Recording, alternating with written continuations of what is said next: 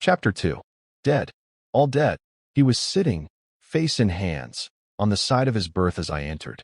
He had taken off his coat. "Throck," I cried. "What was it? What are you flying from, man? Where is your wife and Stanton?" "Dead," he replied monotonously. "Dead. All dead." Then as I recoiled from him, "All dead. Edith, Stanton, Thor dead or worse. And Edith in the moon pool with them, drawn by what you saw on the moon path that has put its brand upon me and follows me." He ripped open his shirt. "Look at this," he said. Around his chest, above his heart, the skin was white as pearl. This whiteness was sharply defined against the healthy tint of the body. It circled him with an even cincture about 2 inches wide. "Burn it," he said, and offered me his cigarette. I drew back. He gestured peremptorily. I pressed the glowing end of the cigarette into the ribbon of white flesh. He did not flinch, nor was there odor of burning, nor, as I drew the little cylinder away, any mark upon the whiteness. "Feel it," he commanded again. I placed my fingers upon the band. It was cold like frozen marble. He drew his shirt around him. "2 things you have seen," he said. Underscore it, underscore, and its mark. "Seeing, you must believe my story. Goodwin, I tell you again that my wife is dead or worse, I do not know. The prey of what you saw. So, too, is Stanton. So Thora." How? Tears rolled down the seared face. Why did God let it conquer us? Why did he let it take my Edith? He cried in utter bitterness. Are there things stronger than God? Do you think, Walter? I hesitated. Are there? Are there? His wild eyes searched me. I do not know just how you define God. I managed at last through my astonishment to make answer. If you mean the will to know, working through science. He waved me aside impatiently. Science, he said. What is our science against that? Or against the science of whatever devils that made it or made the way for it to enter this world of ours? With an effort, he regained control.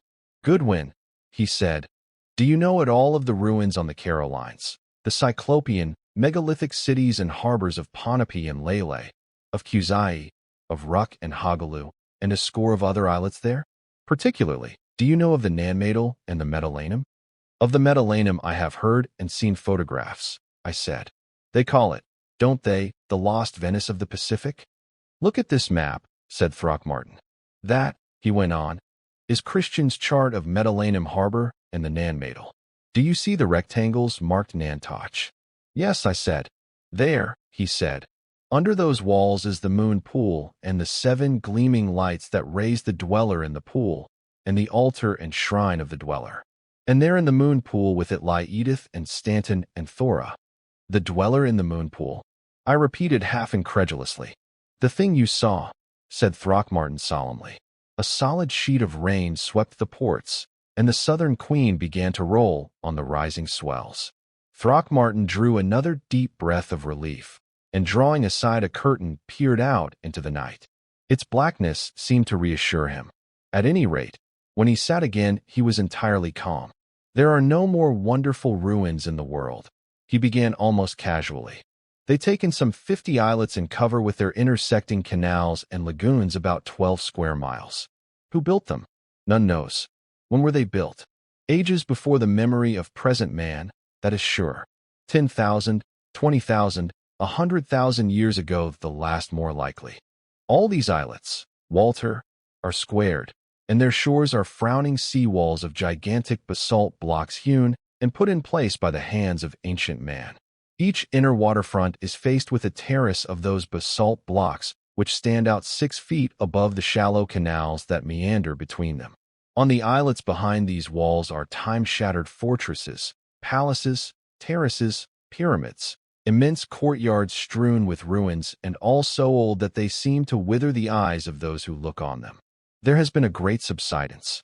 You can stand out of Metalanum Harbor for 3 miles and look down upon the tops of similar monolithic structures and walls 20 feet below you in the water.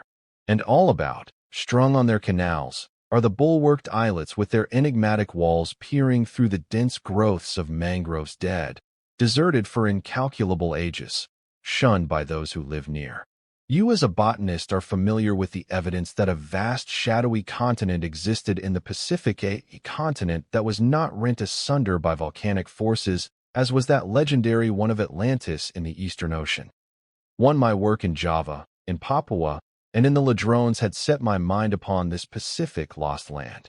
Just as the Azores are believed to be the last high peaks of Atlantis, so hints came to me steadily that Ponape and Lele and their basalt bulwarked islets were the last points of the slowly sunken western land clinging still to the sunlight, and had been the last refuge and sacred places of the rulers of that race, which had lost their immemorial home under the rising waters of the Pacific.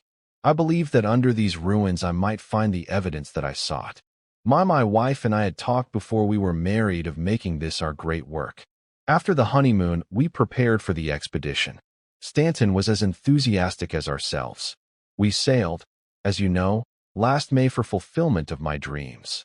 At Ponape we selected, not without difficulty, workmen to help us diggers.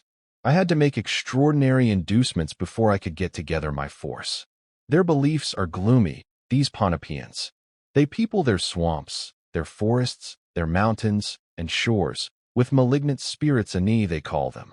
And they are afraid, bitterly afraid of the Isles of Ruins, and what they think the ruins hide. I do not wonder now. When they were told where they were to go, and how long we expected to stay, they murmured. Those who, at last, were tempted made what I thought then merely a superstitious proviso that they were to be allowed to go away on the 3 nights of the full moon. Would to God we had heeded them and gone too.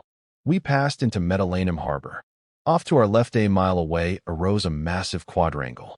Its walls were all of 40 feet high and hundreds of feet on each side. As we drew by, our natives grew very silent, watched it furtively, fearfully. I knew it for the ruins that are called Nantoch, the place of frowning walls. And at the silence of my men I recalled what Christian had written of this place, of how he had come upon its ancient platforms and tetragonal enclosures of stonework, its wonder of tortuous alleyways and labyrinth of shallow canals, grim masses of stonework peering out from behind verdant screens, cyclopean barricades, and of how, when he had turned into its ghostly shadows, straightway the merriment of guides was hushed and conversation died down to whispers. He was silent for a little time. Of course I wanted to pitch our camp there, he went on again quietly, but I soon gave up that idea. The natives were panic-stricken, threatened to turn back. No, they said, too great on ye there.